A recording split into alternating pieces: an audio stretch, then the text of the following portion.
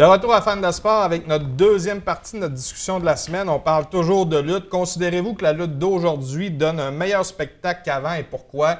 On évoque les commentaires de nos gens sur notre page Facebook. Steve Grenier nous dit « Dans mon cas, il n'y a rien qui valait la WWF et dans les années 80-90. Que de bons souvenirs avec les Hogan, Ferré et compagnie. » Plusieurs personnes sont Écoute, moi, je me dois d'être entièrement d'accord avec Steve Grenier. Son commentaire est vraiment à point. La lutte 80-90, c'était l'apogée de la WWE. Puis est-ce qu'on serait capable de recréer ce qui se passait avant? Si c'était si bon avant, on sait que c'est encore très bon aujourd'hui, mais plusieurs personnes aiment mieux dans les années 90. Qu'est-ce qu'ils faisaient de différent par rapport à aujourd'hui? Pourquoi qu'on aime mieux ça? C'est-tu parce qu'on a évolué ou... Une bonne question. Vous permettez? Ouais, enfin, on a essayé de reproduire les anciens paradigmes de lutte. On a pris des anciennes vedettes, on a essayé de les rentrer de force dans la gorge des gens avec les anciennes méthodes, avec les anciennes manières. Ça n'a pas fonctionné. La plupart des lutteurs avec qui on a essayé de faire ça se sont fait huer, où il y a eu peu de réactions. Les gens n'ont pas embarqué autant. Oui, des lutteurs comme Hulk Hogan, quand on les voit arriver, il y a une acclamation. Sur le ring, tant qu'ils font juste ce qu'on appelle de la promotion, des promos, ça va bien. Mais si c'est le temps de lutter, les gens sont tellement habitués à voir de l'extraordinaire que de voir des coups de poing puis des coups de pied, parce que c'était pas mal ça à l'époque, là, des coups de poing, des coups de pied, des coups de la corde à linge, des leg drops, des coups de pied d'en face qu'on appelle des big boots. C'est un peu plate pour les jeunes d'aujourd'hui qui, comme on disait tantôt, sont habitués au sensationnel. Donc, je crois pas qu'au niveau technique, on pourrait reproduire exactement ce qui en était. Et comme je vais parler dans ma chronique tout à l'heure de ce qu'on appelle le kayfabe, donc faire paraître la lutte, la douleur, les méchants et les gentils comme réels aux yeux de la foule, ça a été beaucoup entamé par la popularisation, la marchandisation et l'exposition de la lutte. Je crois que ce serait vraiment difficile, parce qu'à l'époque, les gens y croyaient. Parce que moi, je trouve que vous rapprochez... La JCW, ça rapproche plus de la lutte des années 80-90 que la WWE. Moi, personnellement, j'écoute pas de WWE, mais pas parce que vous êtes là, mais j'écoute beaucoup la JCW, parce que je trouve que ça me ramène plus à mes combats des années 90. C'est un mélange, je pense. Oui, c'est un mélange. On essaie peut-être pas trop en faire aussi. C'est ça que j'aime. On veut pas, comme tu dis, comment on dit ça? Sensationnalisme. Sensationnalisme. Ben, c'est un mot difficile. Spectaculaire. Spectaculaire qu'avant. C'est ce que j'aime la JCW, en fait. Oui. Es-tu d'accord avec moi, C'est Franck? ce qu'on est. Oui. OK? On est spectaculaire tout en étant sobre et humble de nous-mêmes. Effectivement, c'est bien dit. On continue avec... Il n'y a pas seulement que Daniel qui parle bien, que GGG. Merci. Monsieur Debat, c'est le seul homme au monde que je connais qui est capable de se vanter de son humilité. Ah, OK. Ça commence bien. On va continuer avec des commentaires, les gars, si vous voulez. Éric Godreau nous dit, avec des Québécois comme Kevin Owens, Steen et Sami Zayn, excusez-moi, je ne le connaissais pas, dans la WWE, c'est sûr que le show a un intérêt plus particulier que les 10 et quelques dernières années de domination. John Cena. Les shows indépendants, de leur côté, ont toujours su se démarquer à leur manière. J'imagine qu'ils parlent de la JCW. L'époque moderne de la lutte professionnelle, ça reste un spectacle plus qu'un sport. Les storylines sont intéressantes et fake ou pas, certains moves sont assez spectaculaires malgré tout. C'est-tu bien dit?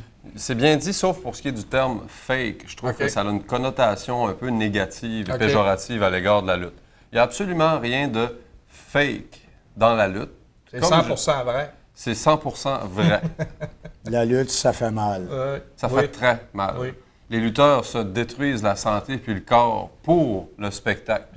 Si je vais, moi et Frank et toi, on va au cinéma. On s'assoit devant un bon film. On écoute le film.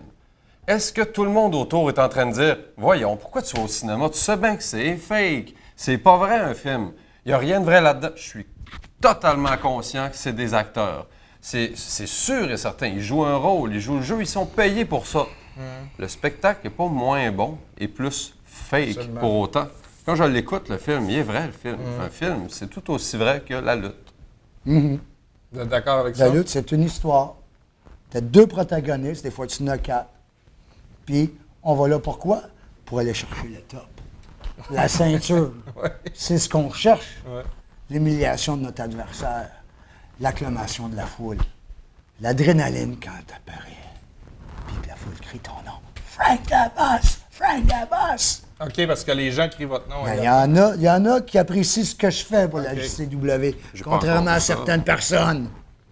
On va continuer, messieurs. Jean-Michel Tremblay, qui est votre animateur à ma TV, qui diffuse, vos galas, en fait, nous dit « C'est meilleur qu'avant car ça passe à ma TV et l'animateur est sur la couche. » Est-ce que c'est vrai que cet animateur-là est sur la couche? Je te laisse avec ce problème-là, Daniel. Malgré que c'est un problème administratif, donc je devrais peut-être en parler. Ça devrait être le PDG qui nous parle des animateurs. Bon, Jean-Michel, à partir de la semaine prochaine, ton cachet va être augmenté. Je suis fin, hein? Je suis le PDG, je peux faire ce que je veux à la JCW. Donc, ton cachet à toi, mon petit gars, va être augmenté. Puis, je vais prendre ta part supplémentaire sur la part que je donne à Fred. Fait que tu t'arrangeras avec lui parce qu'à cause de toi, lui, il va avoir moins d'argent, mon petit gars, OK? Ouais. Prochaine fois que tu as des affaires de main, viens me voir en privé, pas en public. Ça se peut-tu? Non? OK, on passe à l'autre question. Mais par contre, au niveau argent, avec François, il faut toujours se méfier. Je pense qu'avec des personnes qui ont des personnalités limites, il faut faire attention à ce qu'on dit. Mais par contre, on va en parler peut-être tantôt avec un dernier commentaire. Jean-Michel nous dit à la fin, je veux mon 10 Tim. On va faire quelque chose, Jean-Michel. Si tu veux ton 10 Tim, il faut que tu parles de nous autres, de fans de sport, TVDL, à ton émission de ma TV. C'est ce qu'on a fait à notre émission. Êtes-vous d'accord avec ça? C'est un bon compromis quand même. C'est un échange. Un échange de bons procédés. Donc, exactement. Si tu veux ton 10 Tim, mon Jean-Michel, il faut que tu parles de nous autres, fans de sport, à ton émission de ma TV prochainement.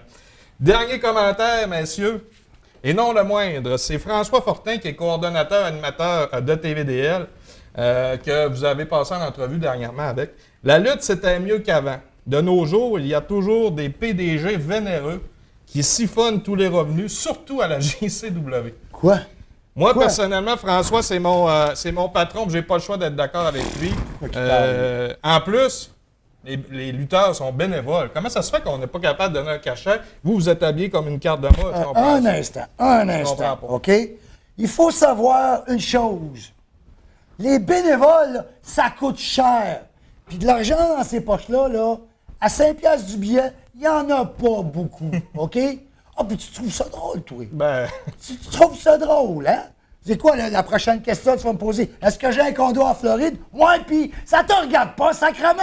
Hein? Puis si je me promène en Mercedes, c'est de mes affaires. Puis si la JCW, elle veut que j'aille manger dans le meilleur restaurant chinois en ville, c'est pas de tes affaires. Donc, vous faites de l'argent sur le dos des toi, arrête de faire des signes dans mon dos. Je te vois avec mon œil en arrière, sacrément. Là, OK. Mais c'est vrai que t'es comme ça. Non! Ben non, oui! c'est pas vrai. Toi puis l'argent, c'est une longue histoire. Ça a toujours été. Toi puis moi, c'est une longue histoire. Tu m'as pompé une fois, puis là, t'es en train de m'en pomper une deuxième fois. Je peux te ramasser encore, comme j'ai fait avec votre taouin de François, là, quand tu as commencé à me parler d'argent. Toi, regarde-moi pas avec ton petit air véreux, ton débardeur, sacrément. Fait que là, arrête de rire! Arrête de rire de moi! Un 20 piastres, tu vous calmez? Hey! 20 $, non? Je t'avertis, un 20 piastres. Ben ouais, toi, là, je t'avertis. Non! J'en ai mon voyage! En arrière! Bon, là, ça se peut-tu? Écoutez-moi bien, vous voulez de la lutte, vous allez en avoir. 29 octobre, sur la rue Saint-Dominique, à Jonquière, gala, opéra, sous un chapiteau chauffé, à 20h. Si vous voulez voir de la lutte, venez nous voir parce qu'on est les meilleurs! Ah!